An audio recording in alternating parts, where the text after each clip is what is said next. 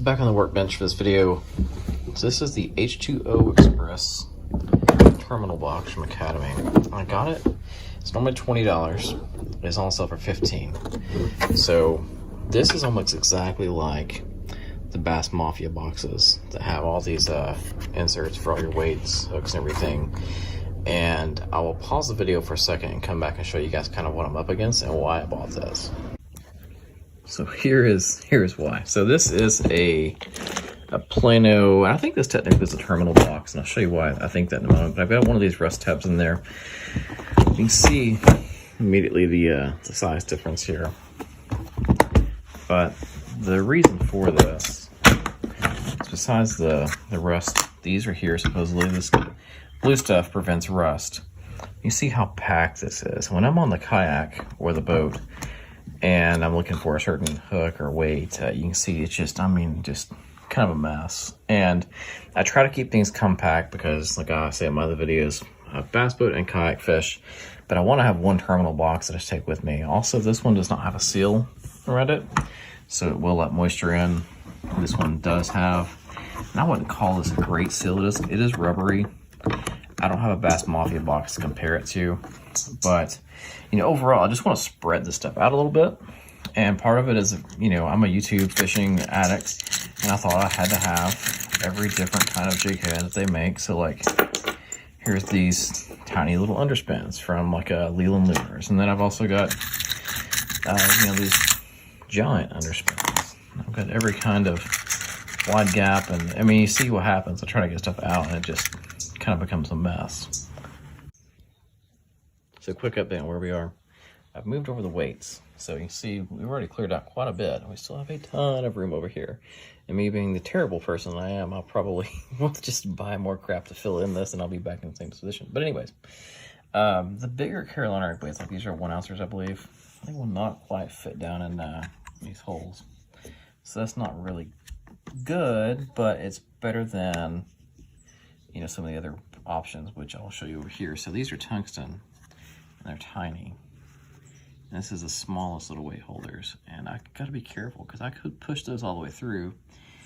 And then I'm guessing the only way you could fix that would be to take like this divider out, take this block out, which will have hooks in it, to get one of those weights out of there. So I probably just wouldn't do it while I was in the water. I would wait till I got home.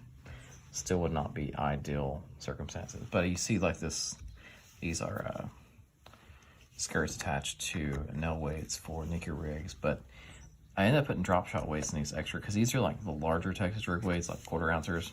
I don't have any of those. So one good thing about this box is that it has shown me that I have used a lot more of my larger Texas rig weights and have lost more of those. So I need to replenish that. So like having it out here in the open kind of shows what's missing before you get to the water. But these are all my smaller, like 3/16 and those smaller weights. I do have some random drop shot ones that are just kind of sticking up in other places where they'll fit, because I have a ton of drop shot weights and didn't know that. I probably would have bought more of those. So that's some positives so far. Okay, so that's done. It took me a lot longer than I thought it would, and part of the reason why is just trying to figure out what goes where. So my biggest struggle was kind of with like these just regular like Texas rig, EWG kind of hooks. The reason for that is, like, if I put these out here, my eyeballs can't tell me what size each one of these are. Obviously I know shapes and heavy wire and thin wire and that kind of thing, but not a whole lot as far as size goes. I did separate out, like, these are definitely heavy wire hooks. These are this True Point, I can't remember what the name brand is of those, but shout out to Brian Latimer on the 1 in a billion chance he sees this. He's sponsored by Academy though, so who knows. So I separated those out as I do really like those hooks, so I just get to them quicker this way. These are my like not as wide gap, or just regular offset shank hooks. And then this allowed me, this is maybe my favorite part, so like here are black jig heads, here's some chartreuse and white, here's my little higher end, a little bigger jig heads or swim bait heads, And then here's some smaller ones right here that are like small grubs and stuff, maybe crappie. And then right here is my moon eye jig heads. And with something I mentioned a second ago, just compounding this a little more, is having everything spread out made me realize that I actually have quite a few moon eye jig heads. I wouldn't have thought that. If I went to Bass Pro tomorrow, I may have bought some of those and I didn't really need them. You do notice this right here, so you can remove these. My larger underswims, or underspins, like this is a flashy swimmer, would not really fit in just one of these, so I had to remove this to make it fit. I'm just gonna leave this in here in case, like on the fly, I need to switch some things around. But overall, you can see, like, I now know, like these are EWG 3/4 ounce, I think 5 or 7 aught hooks. Here's my other size, most smaller VMC ones. And then we got like these cheaper ones, but it allows me to separate everything else. So I know when I pull this out of my crate or out of the box in the boat, what I'm getting. So as far as evaluating on like strength and things, I don't have, like I said, a Bass Mafia to compare it to. Oh, one last thing. I did take this block out of here. I couldn't really figure out how the hooks are supposed to go in here. That would allow me to, you know, have a lot of hooks. And I have way too many hooks. Let's just be honest about that. I'm always afraid that, like, I'm gonna get hung 25 times in a day and not have enough hooks. But I took that out. A little bit of workout to get it out of there, but that allowed me to kind of pile these in here. The picture online shows them kind of like laying in here. It just wasn't working for me. I could only get like 4 or 5 hooks in there, and I didn't really like that idea. So I took that out. But, you know, there's the rubber gasket here. It's kind of embedded there. You see it? And I don't really want to do a test now. That I should have done this before I put everything in here, is to get it wet and see if it's actually pretty watertight. But you guys can give that a shot. Anyways, thank you for watching, and I'd recommend picking one of these up. You can get it on sale. It's really nice and helps you to have better inventory of, you know, what you've got and what you need, and also just let you find things easier. So a few parting words on this. I think I kind of already ended the video, but I wanted to go back and show a few more things that I've learned just inadvertently. Notice I've moved the drop shot weights out of here.